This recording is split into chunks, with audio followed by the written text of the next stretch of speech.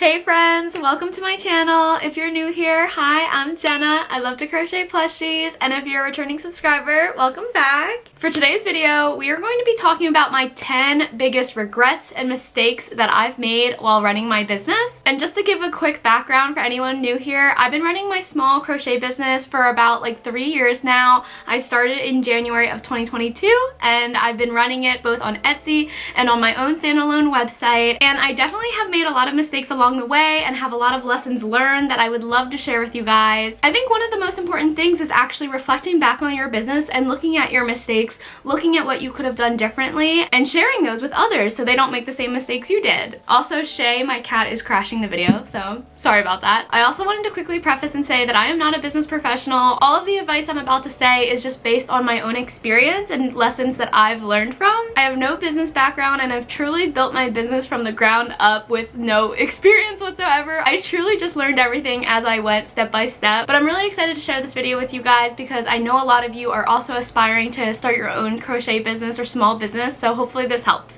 Regret number 1, not tracking my expenses in real time. I definitely sound like a broken record at this point. If you have watched any of my other business tips videos, I always bring this up, but it truly is my number 1 regret. Not tracking your expenses in real time will come and bite you in the butt come tax season. I highly recommend utilizing tools that will help automate this process, whether it be QuickBooks, TurboTax, or some other software that will capture all of your credit card information, all of the expenses that you have, and tracking it in real time for you. It will save you so much time and energy and headache come tax season, and I cannot emphasize it enough. Also, stick around for a hack on how you can get 50% off QuickBooks. I personally used Excel in the beginning to track all of my expenses, and while Excel is like such a powerful and great tool to have, it's not capturing, data in real time. You have to manually type in everything. So that is where I ran into a lot of trouble, because I would go 5+ months of not tracking my expenses, and then January rolled around, I'm like, oh crap, I need to go back, I need to manually go find all of my receipts, think about all of my expenses, go through my credit card bills, and it was just a lot. So I definitely learned the hard way that you should really invest in tools that track your expenses for you. Regret number 2, not selling on my own standalone website. So this is definitely an important topic to bring up as well, because one of the main things that you think about when starting a small business is, how am I going to sell my products? Am I going to sell them on a marketplace that's established like Etsy or like Facebook? Or am I going to go the standalone route where I literally make my own website, I market everything myself, and just build it completely from scratch? I personally started out by using Etsy, and I truly believe that Etsy is such a great place for beginners because they do give you such powerful tools to get started. The marketplace is already established, so you'll get plenty of organic traffic. All you have to do is really just post your listings, post what you are selling, and put it out there. And Etsy will pretty much take care of the marketing and the traffic and just like the overall appearance of your site. Etsy has that covered. So for an absolute beginner, you've never sold anything online before, you've never had, your own small business, like you're a complete beginner, Etsy is great because you don't have to invest a lot of your own time, money, and energy into getting your shop up and running. Of course, there's a price to pay for all of that convenience though. Etsy has a lot of fees. You have to pay a fee for every listing that you post. A percentage of your sales gets taken out and goes back to Etsy. You can't really edit the appearance of your shop. Everything is pretty much like a standard template. And for all of those reasons combined, I wish I branched out and started a standalone website sooner. And this actually brings us to today's sponsor, .store. So besides the actual website that you create for your shop, there's another component that is super important. I would say one of the most important tools while building your website, and it's called your domain name. Think of your domain name as an online address. It is ultimately how you will connect with your customers and sell them your products, since they will literally have to type in the domain name to find your store. So when you're thinking about what your domain name should be, it can definitely be very overwhelming. I personally was super intimidated by this process. There's just so many options. The best tip that I can give you is to look at what other successful businesses are using for their domain name and follow their lead. Like, what does Shakira, Mariah Carey, and Rihanna all have in common? They're all using a .store domain, and I definitely don't think it's coincidence. I think that this is a clear sign that .store is the way to go. A .store domain will set you apart from your competitors and really help you stand out amongst all the .coms. Your customers will know immediately that your website is an online store with a .store domain. Okay, but here's where it gets really juicy. With a .store domain, you actually sell more. A year-long study shows that websites with a .store domain attract a whopping 87% more visitors. That's seriously a crazy statistic. You also get double the visibility on Google when you use a .store domain, so this means more eyes on your product, which means more possibilities for a sale. You even save 12% on the cost of conversion if you're running ads to your store. And aside from all of these amazing facts, I have to tell you about all the potential savings that you can get. So when you first launch your business, money is definitely tight, and .store understands that. They actually started a program called Elevate.store to help out all online sellers with insane deals and discounts. So when you opt for a .store domain, you'll unlock access to exclusive discounts up to $2,500 on essential e-commerce tools such as Vistaprint, MailChimp, and even QuickBooks. And here's the best part. For a limited time, you can get your own .store domain for a whole year for only 99 cents. Yes, 99 cents, you heard me correct. For less than $1, you can have the snazziest domain name. All you have to do is use the code GENSTORE at checkout and you're all set. With a .store domain, you can really supercharge your success online and really put your small business on the path to greatness. Regret number 3, not outsourcing. So this is something that I was reflecting on recently, and I feel like one of the biggest regrets I have while running my small business these past 3 years is not outsourcing. Basically, when you outsource, you get help with running your business, and it will definitely free up your much needed time so you can do something else. I watch a lot of other small business vlogs, and it seems like those business owners usually outsource like packing orders to like an assistant. They also hire like video editors for their YouTube videos, and I think something like that would be so helpful to me even to this day. And like as I reflect back, I'm like, wow, I feel like what was really holding me back was like, I don't want to hand over my hard-earned money to someone else to do a job that I could do. But it's not really about that. Like, I know I'm totally capable of doing everything, but the fact that I have to do everything means that it takes away my time for doing something else that might be even more valuable. So like instead of spending like 8+ hours on video editing, I could outsource that and then use those 8 hours to actually do something more productive, like crocheting, making orders, making new patterns, etc. So there's definitely like a give and take, but I think ultimately I will try to invest more in outsourcing because it's really important to have more free time to do things that I love doing, like crochet, and hand off the more administrative work to somebody else. I will say it took me forever to branch off and like start my own standalone website, and the biggest thing that was holding me back was the timing. I was like, I just don't want to invest all this time into making a website because I knew all that time that I would spend on the website creation would take away from me crocheting, so I just didn't want to make that sacrifice. So I ultimately did outsource my website building, which is so nice. Highly recommend. I used Fiverr, which is a freelance website, and definitely I'm so glad I did that because otherwise if I didn't outsource, I don't think my website would have been made. And this is a perfect segue to regret number 4, not investing into my business sooner. So like I kind of mentioned earlier, when you're first starting your business, money is tight and you're not really turning a high profit in the beginning. So any money that you do make, you like hold on to that money. You're like, yes, like this is awesome, I'm making money. I want to keep that money in my bank account, in my pocket. I don't want to spend it, or at least that's how I was. But it's really so important to reinvest back into your business because it will ultimately help your business grow in the long run. And this is something that I learned the hard way as well. One of my biggest regrets looking back was not investing into a label printer in the very beginning. My initial thoughts were like, oh, it's $100. I don't want to spend that right now. I don't know if it's worth it. Like, I'll hold off. But by not investing into that label printer, I did so many hours of just like manual cutting, taping. I probably wasted a lot of money on ink and tape, and it just took up a lot of time. Packing orders was such a big time commitment. It took away from, you know, crocheting, which is more important to me and is more beneficial to my business. So this is definitely one of my biggest regrets as I like reflect back. I'm like, wow, I should have invested into that label maker sooner. And as you reinvest back into your own business, it will only help the processes become more efficient. It'll help make your quality better, and it's just an overall win-win for your business. Another prime example of this is packaging. When I first started out, I used the cheapest packaging that I could find, which were the plastic poly mailer bags.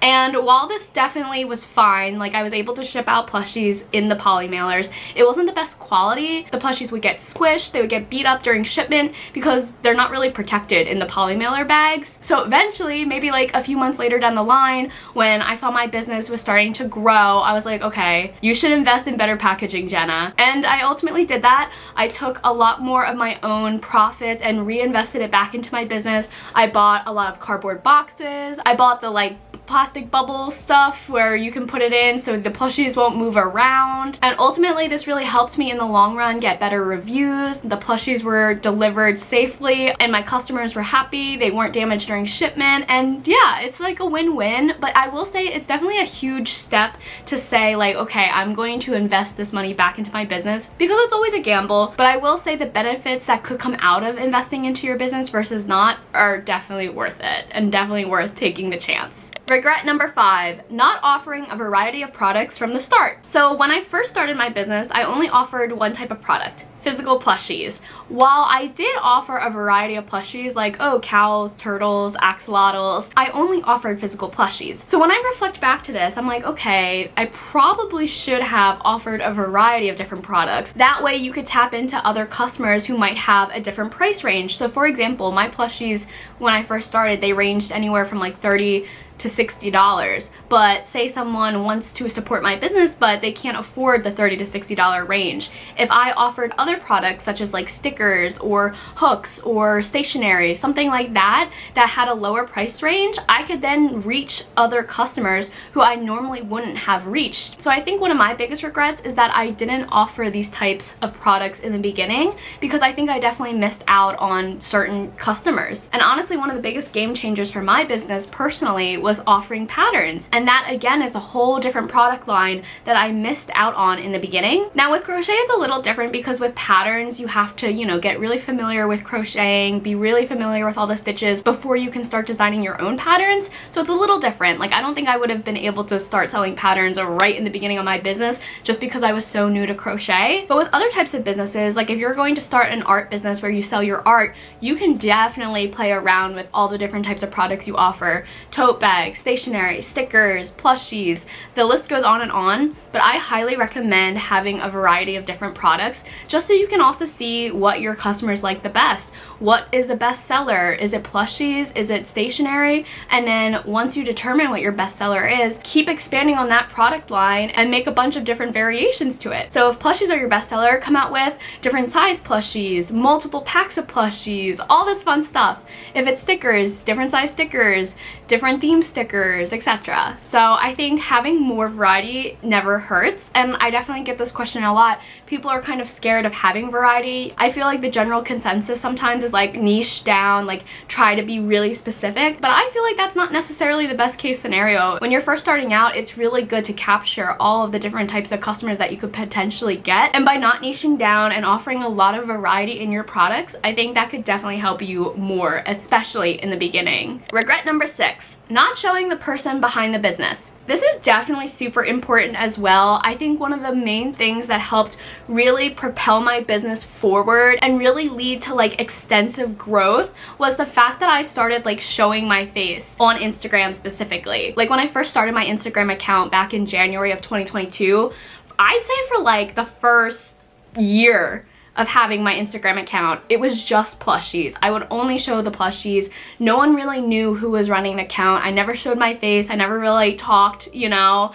And after a year, I was like, you know what? I feel like people definitely would want to see like the person behind the business. And by slowly introducing my face into content, I think it definitely helped because people got to connect with me more. They got to see the person behind the business, and it starts to become more personable. Like people wanted to buy from me because they felt more connected to me. They feel like they know who they're buying their product from versus just this random business who they don't really know who's making their product. They don't really know the person behind it. So I definitely recommend, if you can, showing your face more, letting your followers and audience know who you are and the story behind your business. It'll definitely help connect with them more. And even if it's just like posting on your story, showing them your day-to-day, just little ways to connect with people. And by me showing my face on Instagram and people got to know me more, this ultimately led me to starting my YouTube channel, because I was like, wow, I feel like people don't really get to see the behind the scenes process of me fulfilling orders, packing orders, making these plushies. And I thought it would be really fun to share it with everybody, because honestly, I love doing it. I love the process. I love running my business. So why not share the behind the scenes? And then by doing so, I feel like so many of you have started your own crochet businesses. So that just makes me so happy. This kind of trickles into regret number 7, which is not documenting my process. So one of my biggest regrets looking back is not documenting everything. Taking pictures of every product, taking videos, showing like my old packaging, showing my old Etsy. I wish, looking back now, I had all of that, because it would be so cool to reflect on where I came from and like how much my business has grown. And I feel like the same goes for everybody else. It's so amazing to like look back at old photos, like even not business related. Like if you look back at old photos of you and you get to kind of like reflect on like what has happened since that photo, how much you've grown as a person, all of these things that you might have accomplished since that photo. And it's just a really cool, uplifting, motivational moment. So by not having like a lot of footage and a lot of content in my early like stages of my business, and I regret not doing it. So for anyone out there who is just starting, document everything. It might feel a little silly, but like a year from now, when your business is growing and expanding, you can look back at those videos and be like, wow, like that is where I started. Regret number 8. Not being on multiple social media platforms. So this one is kind of controversial, because I feel like in a previous video, one of my tips was to really focus on one social media platform to help grow your account and then eventually branch off to more social media platforms. But since that video, I was kind of thinking, I'm like, me personally, I started on Instagram only. I started my Instagram in January of 2022, and I think it took like a year and a half for me to branch out to another social media platform. After Instagram, I went to YouTube, and then I went to TikTok, and I don't know, I kind of feel like I should have branched out from the beginning and like grown all of the accounts at the same time, because nowadays, like whenever you film a video, it's so easy to upload it across the 3 different platforms. And now my routine is, if I post on Instagram, I'll post the same thing on YouTube and TikTok. Like it's a no-brainer, because I have the content, why not post it across all 3 platforms? And it's so interesting because all 3 platforms, Instagram, YouTube, and TikTok, they perform so differently, and your videos and content will perform differently. Like I feel like on Instagram, it's definitely more community based. Like people want to see the aesthetics, people want to see maybe like your day-to-day, and that's what I really do on Instagram. Whereas on YouTube, I think people are more invested in like long form content. They're willing to sit down and watch a video. You kind of want to relax, just throw something on, and it's like a different speed than Instagram. And then for TikTok, I still haven't really figured out TikTok. I think TikTok is just so fast moving. It's really trend based, and you do have the potential to reach a lot of people if you post the right content. I still haven't figured that out yet though. My TikTok is not popping off, but it's fine because I'm starting to grow it now. But had I invested in all 3 accounts in the very beginning, I would be very curious to see what would have happened fast forward 3 years later. Like I wonder where those accounts would be. I think regardless, the important thing is that the more social media platforms that you're on, the more presence you have online, and there's a better potential to reach out to more people. Like if I'm not on YouTube and I'm only on Instagram, my potential to reach customers and to reach a bigger audience is very limited because I'm only on Instagram. Whereas if I'm on 3 other platforms, I just multiplied my potential by 3 basically, because I have all these different chances to be seen by complete strangers, get people interested in crochet, get them interested in my business and my products. So more can't really hurt, I guess. Regret number 9, not investing in marketing. So marketing, especially when running a small business, is so important. Marketing is ultimately how you will drive complete strangers to your store and get them to buy something and get that money. It really can make or break your business. A really good example of this actually is currently I run an Etsy and my standalone website. I run both of them. So there's 2 different places that people can really go shop for my products. I do not do any marketing for my standalone website, which is bad because since it's a standalone website, the only person promoting it is myself. Whereas on Etsy, I also don't do any marketing. I did do marketing in the beginning, a little bit of Etsy ads, but now I just let my shop chill and whatever organic traffic I get, I get. So there's like the two different scenarios, and my Etsy always 100% outperforms my standalone website. Like, I'm glad I have my standalone website just because I got to make it exactly how I want it. It's so easy to add a bunch of different links and pages to it, but in terms of like actually performing well, it doesn't really perform well. And you know what I chalk that up to? I chalk that up to not marketing it. If I was to seriously push heavy and invest in marketing for my website probably would outperform Etsy, because I feel like it's just known that the more marketing you pour into something, the better chances of you getting sales and the more sales that you actually get. And then for all of the beginners out there who might be watching this video, if you do choose Etsy as your selling platform, 100% recommend investing in Etsy ads. I invested in Etsy ads in the very beginning, and I feel like that is ultimately what got my foot in the door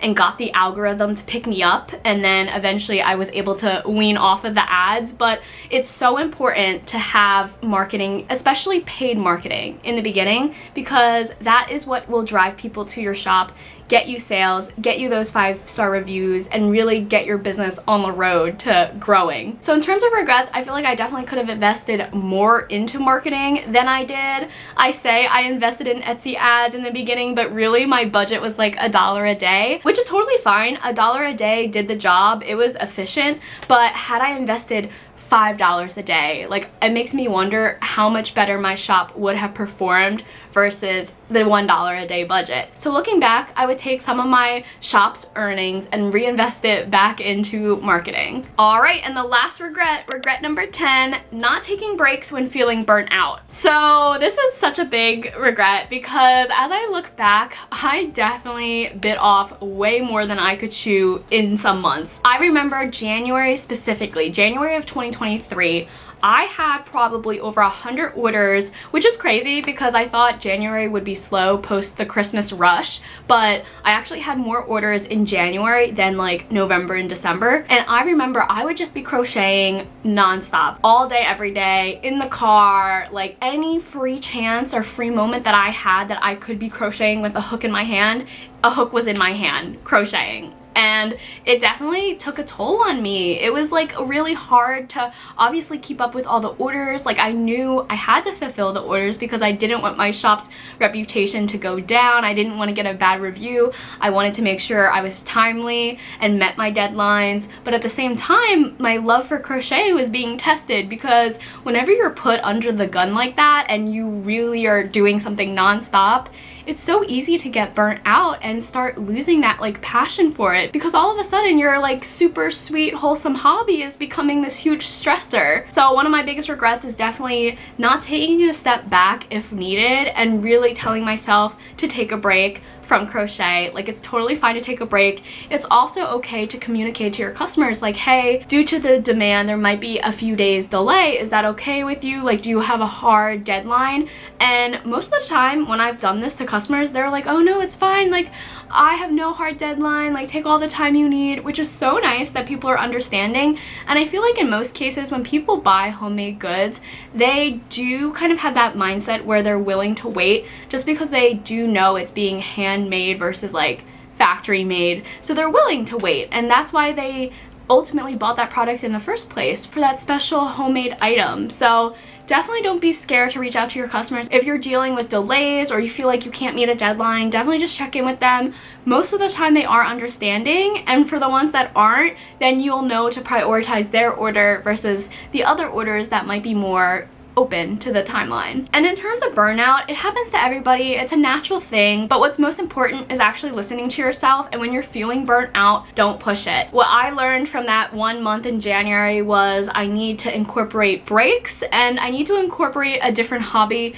that is completely different than crochet. And I personally picked up coloring and video games. Those are my two outlets that I always turn to if I'm feeling burnt out. It's a whole different dynamic. Like, coloring is so mindless and relaxing, and I really really like to do that to decompress from any crochet stress that I might have. And then video games is fun because it stimulates my brain in a different way than crocheting. Like, I'm not physically making something, I have to like solve a puzzle or complete a task for my character. So those two outlets work best for me, but I know other people, maybe you prefer to read, maybe you prefer to just completely zone out and like watch a show on Netflix. Whatever it is, just try to incorporate that and listen to your body if you are feeling burnt out. Because honestly, the worst thing you can do is just like continue through the burnout and keep pushing yourself until you just reach a point where you just cannot do it anymore. And that's like worst case scenario. You don't want to reach that point. But alright, that brings us to the end of today's video. I hope you guys enjoyed hearing about all of my regrets, all of my mistakes and lessons learned. I hope this helps you if you are in the process of starting your own business, or if you're a fellow business owner like me who's been in it for a few years. Always reflecting back and learning from our mistakes and realizing what we did wrong or what we could have done differently is so helpful. I'm wishing everyone out there all of the best though. You got it. Keep going. You're doing amazing. And until next time, I hope you guys have a great rest of your day. I'll catch you in my next one. Bye!